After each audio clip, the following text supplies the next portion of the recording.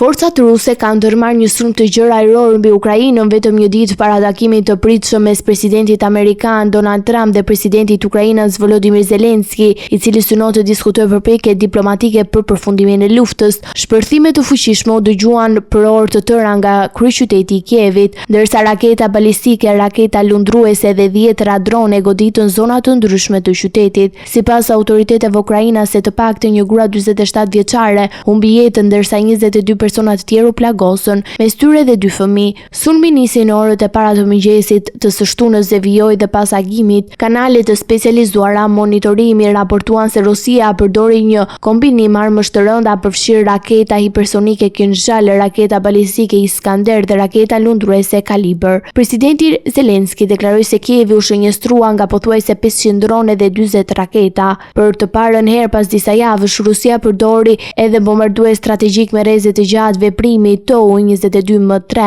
për të goditur kryeqytetin Ukrainas. Alarmet ajrore zgjatën për disa orë, ndërsa qielli mbi Kiev u ndriçua nga shpërtimet e njëpasnjëshme.